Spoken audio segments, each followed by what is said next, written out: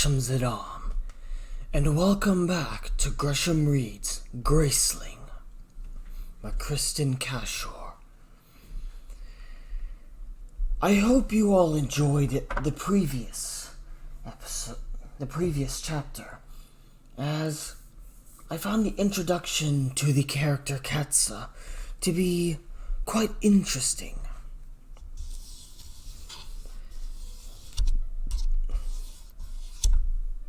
The world of Graceling as well is honestly quite interesting, because a society of people who are born normal, and yet there are those select few in the world who possess extraordinary capabilities.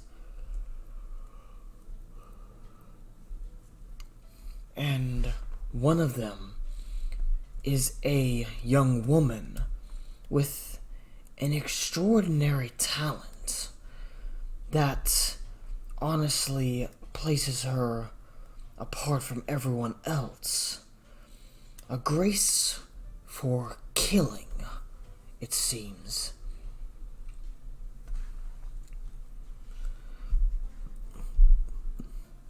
It is quite fascinating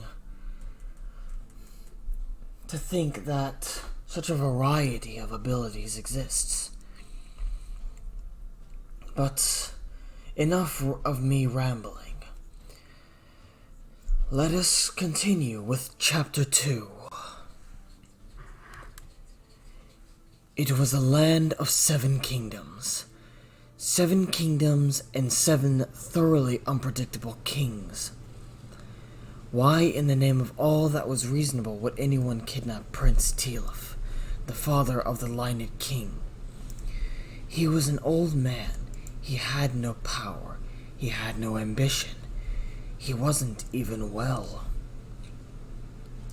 Word was he spent most of his days sitting by the fire or in the sun, looking out at the sea, playing with his great-grandchildren, and bothering no one. The Lined people didn't have enemies. They shipped their gold to whoever had the goods to trade for it.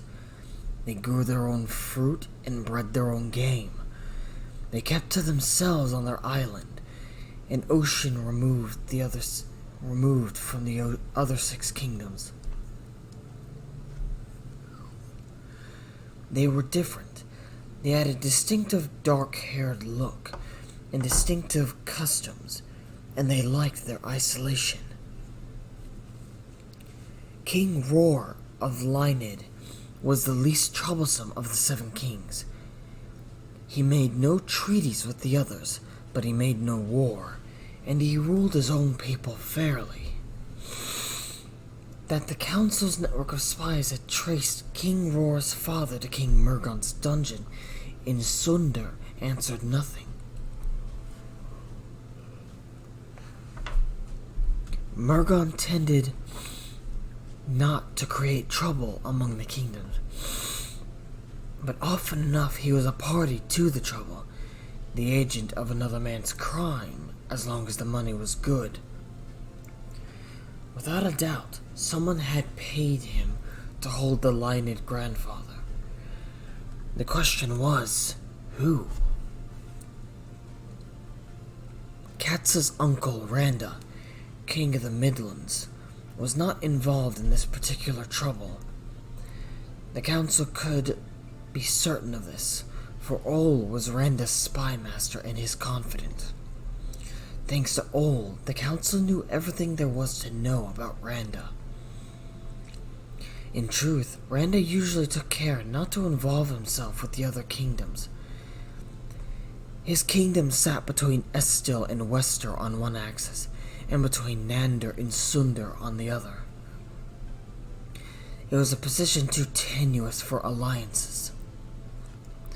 The kings of Wester, Nander, and Estil, they were the source of most of the trouble.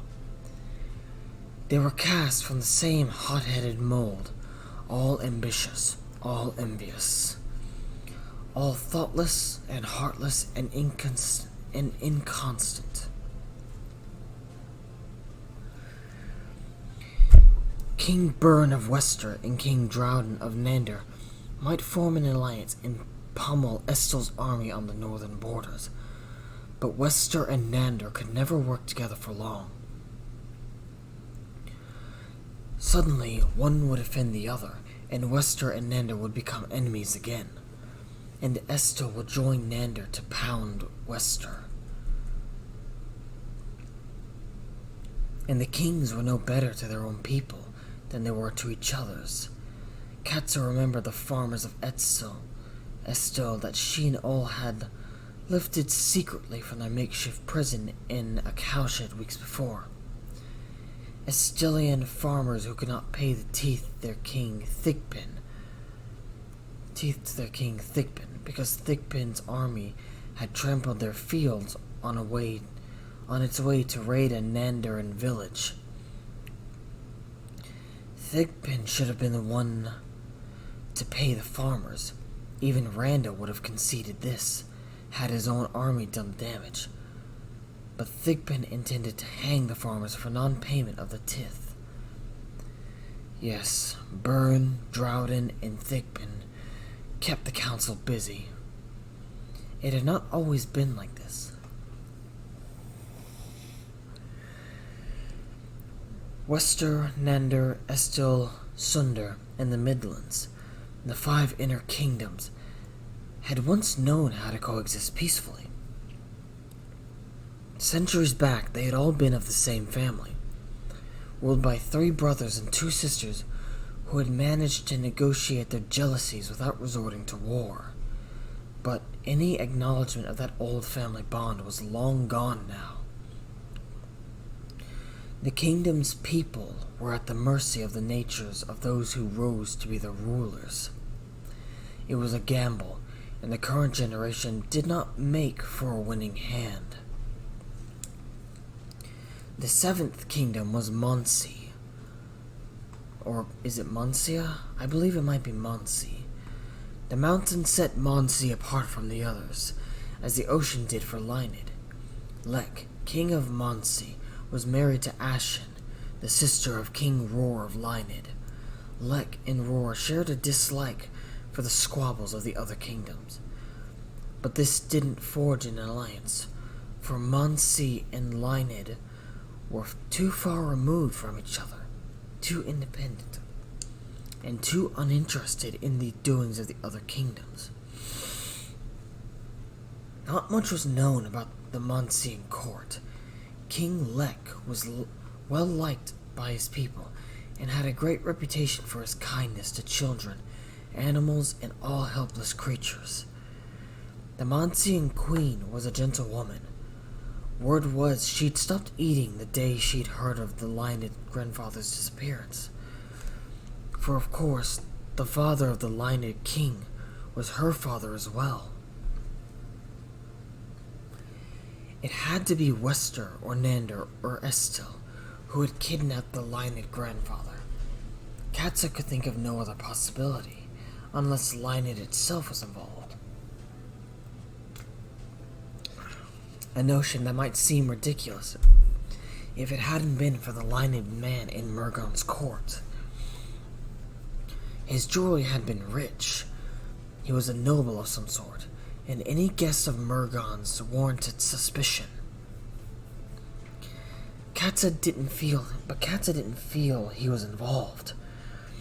She couldn't explain it, but it was what she felt. Why had Grandfather Tielef been stolen?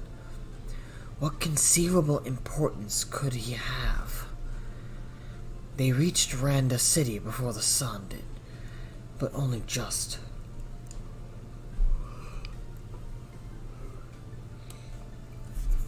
When the horses' hooves clattered onto the stones of city roads, they slowed their paces. Some in the city were already awake. They couldn't tear through the narrow streets. They couldn't make themselves conspicuous. The horses carried them past wooden shacks and houses, stone foundries, shops with their shutters closed.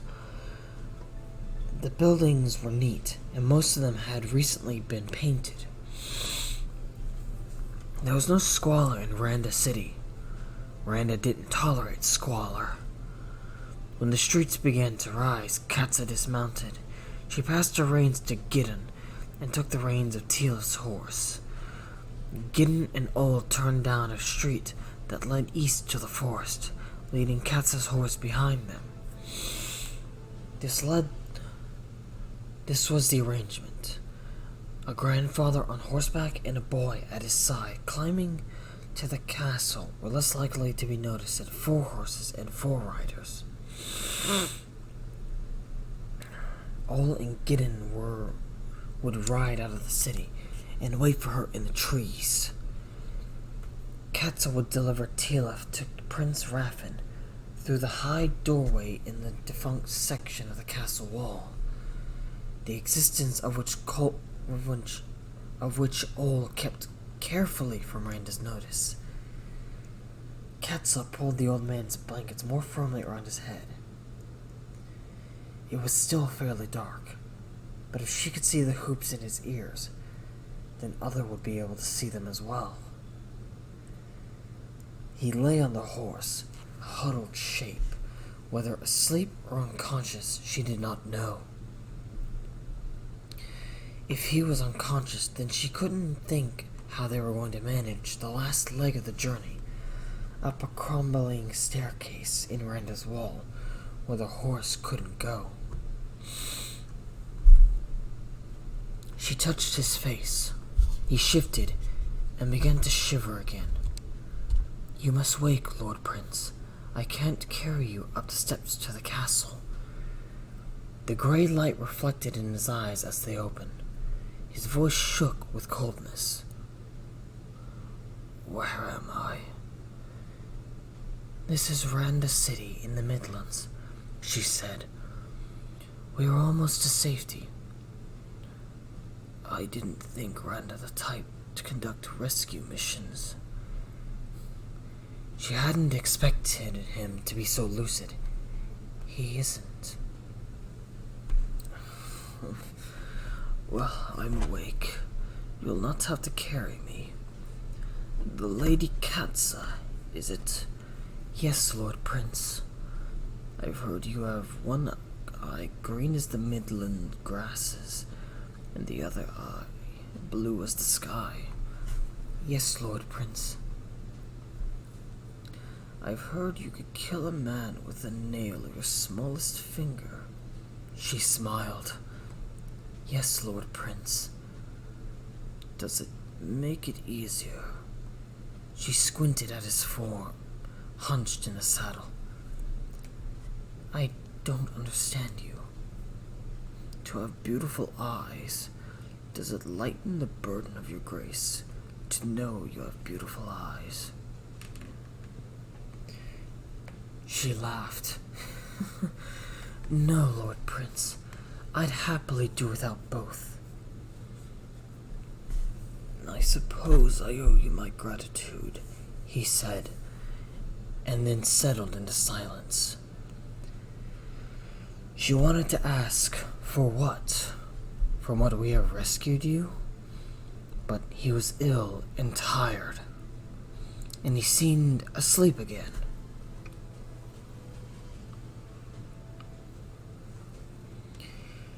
She liked this Leonid grandfather. There weren't many people who wanted to talk about her grace. "Are you alright, Darkus? You've been sniffling over there a bit."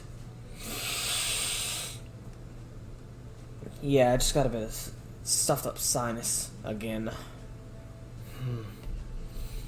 Perhaps you should take a break and get something to decongest yourself.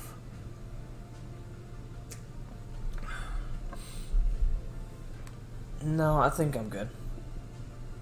You can go on and continue. I'll try my best to keep it stifled." If you're sure. They climbed past shadowed roofs and doorways. She was beginning to feel her sleepless night, and she would not rest again for hours. She replayed the grandfather's words in her mind. His accent was like the lined man's in the courtyard. In the end, she did carry him, for when the time came, she couldn't wake him up. She passed the horse's reins to a child crouched beside the wall, a girl whose father was a friend of the council. Katza tipped the old man over her shoulder and staggered, one step at a time, up the rubble of the broken stairway. The final stretch was practically vertical. Only the threat of the lightning sky kept her going. She'd never imagined that a man who looked like he was made of dust could be so heavy. She had no breath to produce the low whistle that was to be her signal to Raffen. But it didn't matter. He heard her approach. "The whole city has likely heard your approach," he whispered.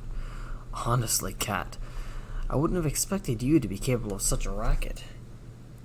He bent down and eased her load onto his own thin shoulders. She leaned against the wall and caught her breath.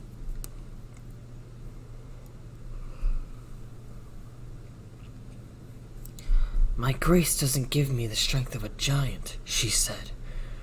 "You ungraced don't understand. You think if we have one grace, we have them all.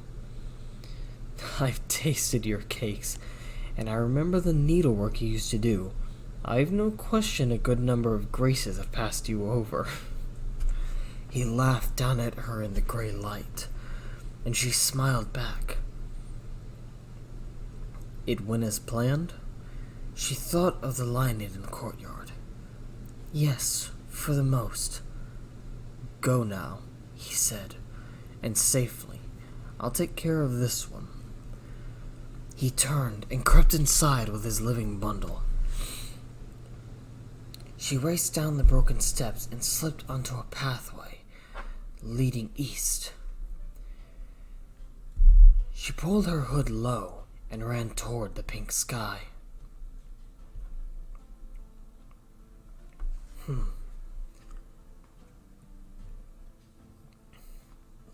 That was a very short chapter.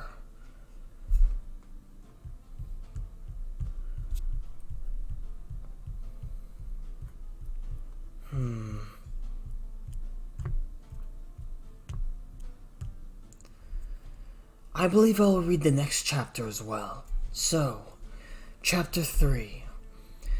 Katza ran past houses and work shacks, shops and inns. The city was waking, and the streets smelled of baking bread. She ran past the milkman, half asleep on his cart, his horse sighing before him. She felt light without her burden, and the road sloped downward. She ran quietly and fast into the eastern fields and kept running. A woman carried buckets across a farmyard, the handles hanging from a yoke balanced on her shoulder. When the trees began, Katza slowed. She had to move carefully now, lest she break branches or leave boot prints and create a trail straight to the meeting place. Already the way looked a bit traveled. Olin, Gideon, and the others on the council were never as careful as she, and of course, the horses couldn't help creating a path. They would need a new meeting place soon. By the time she broke into the thickets that was their hideout, it was daylight. Their horses grazed. Gideon lay on the ground. Ol leaned up against a pile of saddlebags. Both men were asleep. Katza choked down her annoyance and passed to the horses. She greeted the animals and lifted their hooves, one by one, to check for cracks and gravel. They'd done well, the horses, and at least they knew better than to fall asleep in the forest, so close to the city, and such a great distance from where Randa supposed them to be. Her own mount whickered, and Ol stirred behind her. "And if someone had discovered you," she said, "sleeping at the edge of the forest when you were supposed to be halfway to the eastern border?" She spoke into her saddle and scratched her horse's shoulder. What explanation would you have given? I didn't mean to sleep, my lady, Ola replied. That's no comfort. We don't all have your stamina, my lady, especially those of us with gray hair. Come now, no harm was done. He shook Gideon, who responded by covering his eyes with his hands. Wake up, my lord. We'd best be moving. Katza said nothing. She hung her saddlebags and waited by the horses. Ol brought the remaining saddlebags and fastened them in place. Prince Tealif is safe, my lady? He's safe. Gideon stumbled over, scratching his brown beard. He unwrapped a loaf of bread and held it out to her, but she shook her head. I'll eat it later, she said. Ol broke off a piece and handed the loaf to Ol. Were you angry that we weren't performing strength exercises when you arrived, Katza? Should we have been doing gymnastics in the treetops? You could have been caught, Gideon. You could have been seen, and then where would you be? You would have thought of some story, Gideon said. You would have saved us like you do everyone else. He smiled, his warm eyes lighting up, a face that was confident and handsome, but that failed to please Katza at the moment. Gideon was younger even than Raffen, strong and a good rider. He had no excuse for sleeping.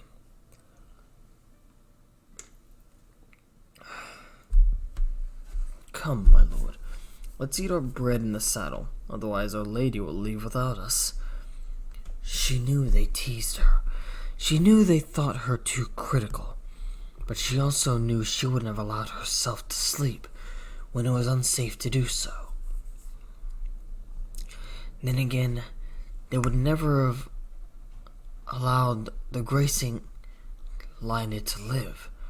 If they knew, they'd be furious, and she wouldn't be able to offer any rational excuse.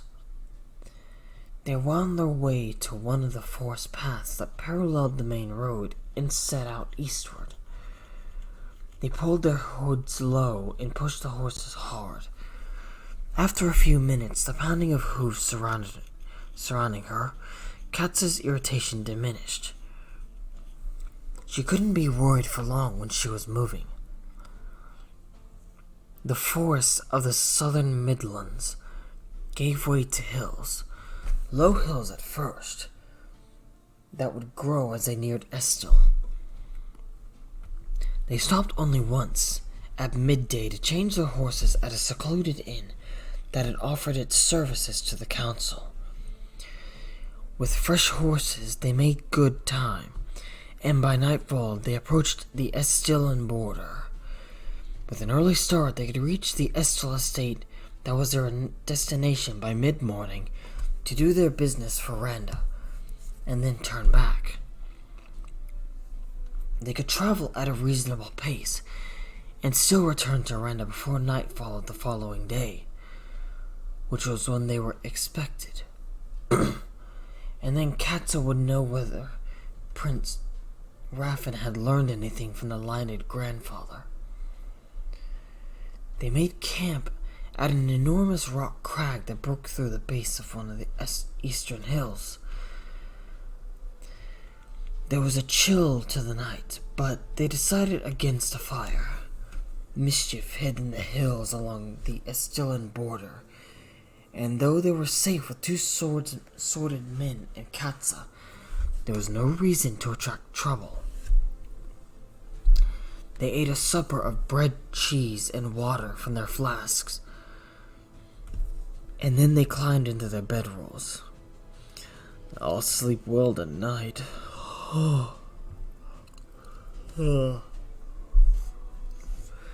It's lucky that inn came forward to the council. We would have ridden the horses into the ground. It surprises me. It surprises me the friends council is finding. Gideon propped himself up onto his elbow. Did you expect it, Katza? Did you think your council would spread as it has? What had she expected when she started the council? She'd imagined herself alone, sneaking through passageways and around corners, an invisible force working against the mindlessness of the kings. I never even imagined it spreading beyond me.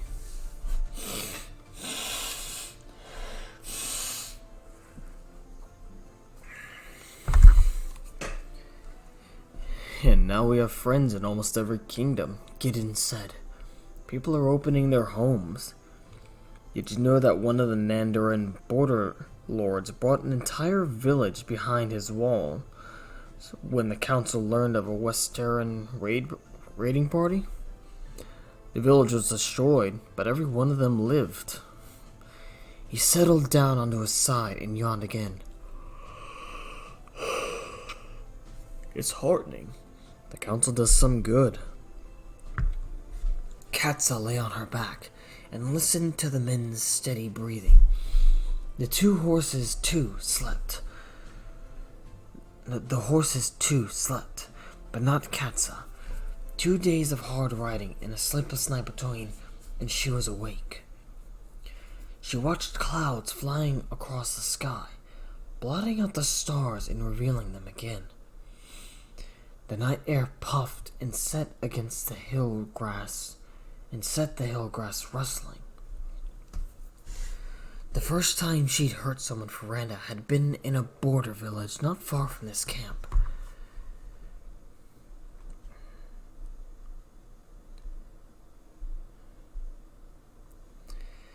An underlord of Randa's had been exposed as a spy on the payroll of King Thigpen of Estel.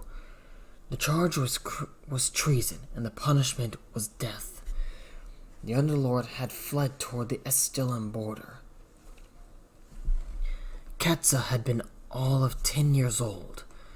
Randa had come to one of her practice sessions and watched her, an unpleasant smile on his face. Are you ready to do something useful with your Grace girl? He called out to her. Katza stopped her kicking and whirling and stood still, struck by the notion that her Grace could have any beneficial use. Randa said, smirking at her silence. Your sword is the only bright thing about you. Pay attention, girl. I'm sending you after this traitor. You are to kill him in public using your bare hands. No weapons. Just him, no one else. I'm sure we all hope you've learned to control your bloodlust by now. Katza shrank suddenly, too small to speak. Even if she had something to say, she understood his order.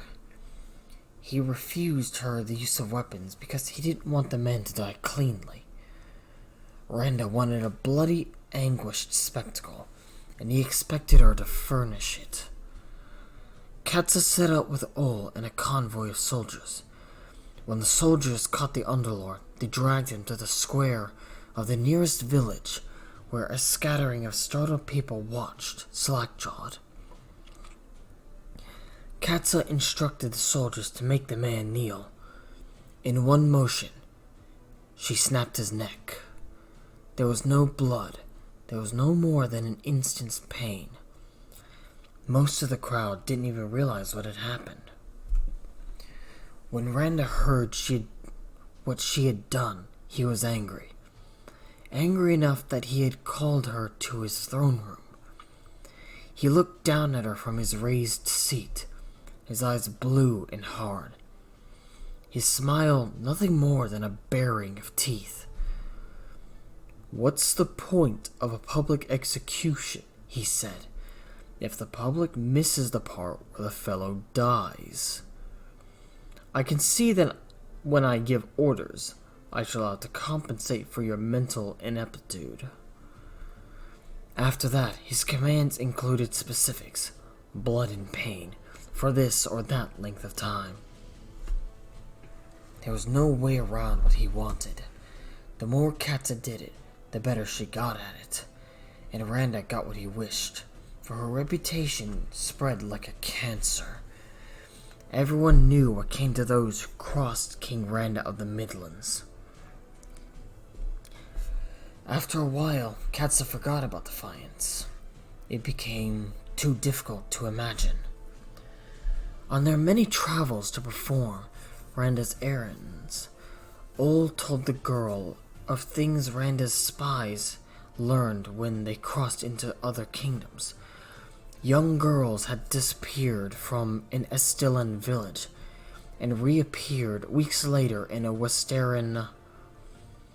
I shall be censoring this word, but the most kind tone would be a red light district workhouse for women.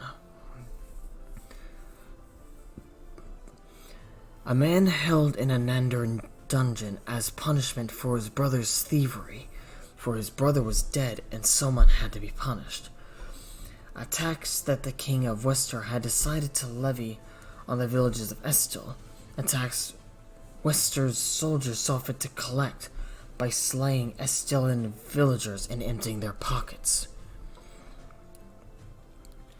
All these stories Randa's spies reported to their king, and all of them Randa ignored. Now, a Midland lord who had hidden the majority of his harvest in order to pay a smaller teeth than he owed, here was worthwhile news. Here was a problem relevant to the Midlands. Randa set Katza to crack the lord's head open.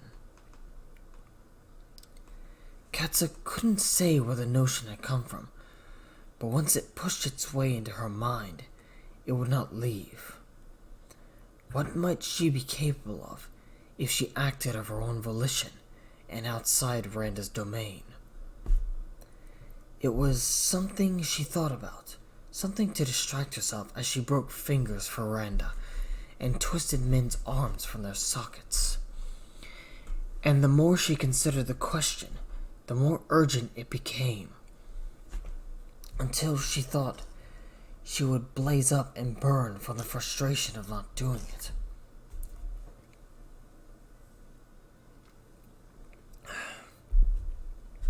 In her 16th year, she brought the idea to Raffin. "It just might work," he said. "I'll help you, of course." Next, she went to Ol. Ol was skeptical, even alarmed.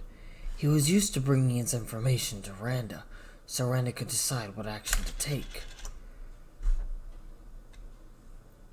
"Darkus, why did you just flick that cap?"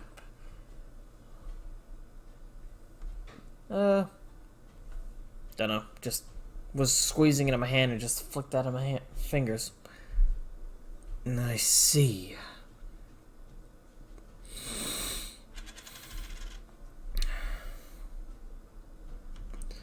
But he saw her side of it eventually, slowly.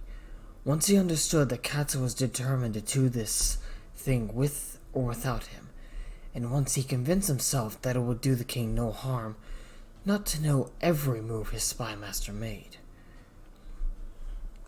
In her very first mission, Katza intercepted a small company of midnight looters that the Estilan king had set on his own people, and sent them fleeing into the hills.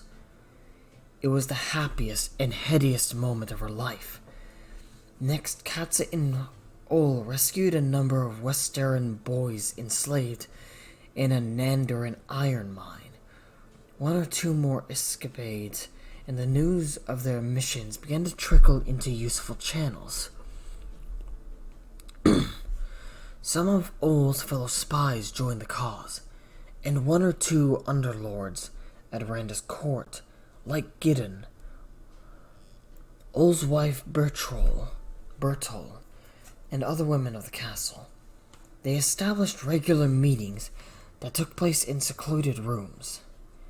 There was an atmosphere of adventure at the meetings of dangerous freedom.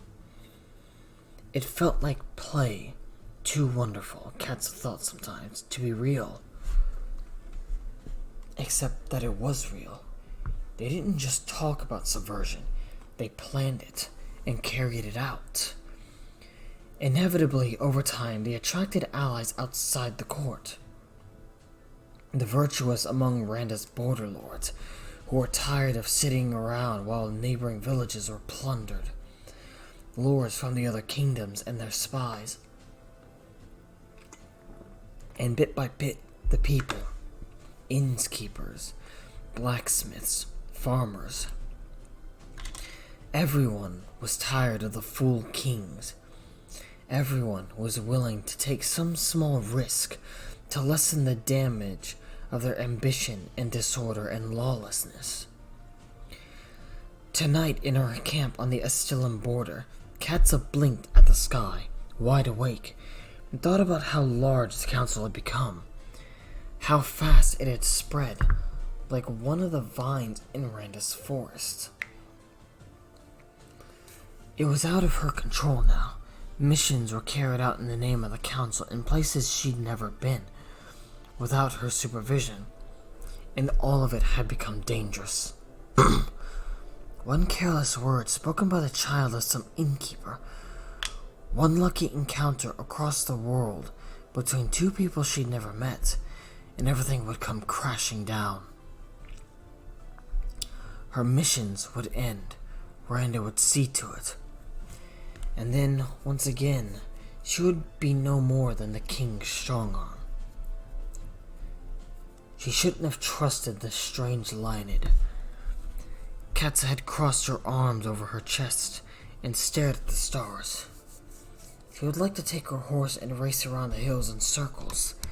That would calm her mind, tire her out. But it would tire her horse as well, and she wouldn't leave Olin Gideon alone. And besides, one didn't do such things. It wasn't normal. She snorted, and then listened to make sure that no one woke. Normal. She wasn't normal. A girl graced with killing, a royal thug, a girl who didn't want the husband's Randa pushed on her, perfectly handsome and thoughtful, a girl who panicked at the thought of a baby at her breast or clinging to her ankles. She wasn't natural. If the council were discovered, she would escape to a place where she wouldn't be found. Lynid or Monsi. She'd live in a cave in a forest. She'd kill anyone who found her and recognized her. She wouldn't relinquish the small amount of control she'd taken over her life. She must sleep. Sleep, Katza, she told herself. You need to sleep to keep your strength. And suddenly, tiredness swept over her, and she was asleep.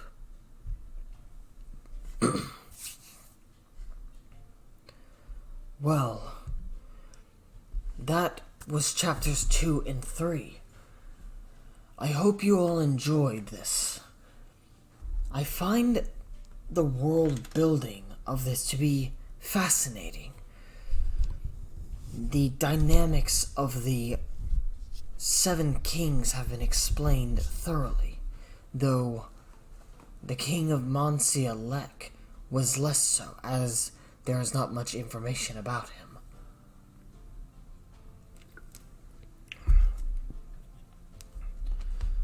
And this council that Katza has started is fascinating. It honestly is something respectable. A group dedicated to help assisting the people of the kingdom who are unfairly being abused by their rulers. It is honestly something that I myself would respect and allow, though very discreetly. As the Lord of the Dream Demons, I am well aware that one must work hard to keep their kingdom appeased. And even then, they will not satisfy everyone, but at the very least a king should try, because without the people of the kingdom, a king is just a man sitting in a chair. Admittedly an elegant one, but still just a chair if he has no one to rule and protect. But this has gone on for long enough, so I will be calling the video here. If you enjoyed the video and the story, be sure to leave a like and a comment down below detailing your favorite parts of these 2 chapters.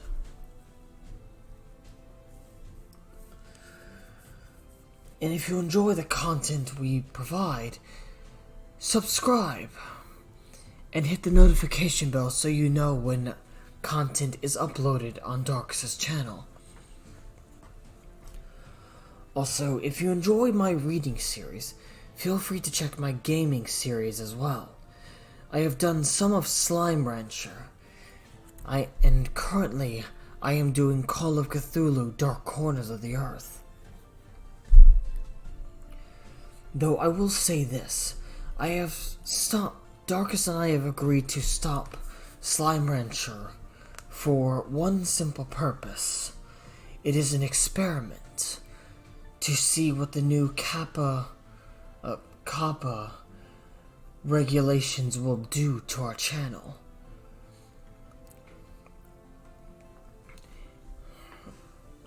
If nothing should happen, perhaps the series will return.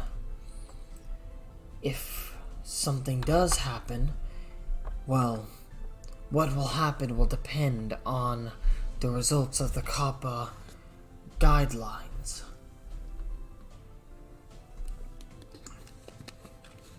Though I am thinking once it becomes May, April. Forgive me, I was getting that mixed up. If nothing happens by April, I will be bringing back Slime Rancher.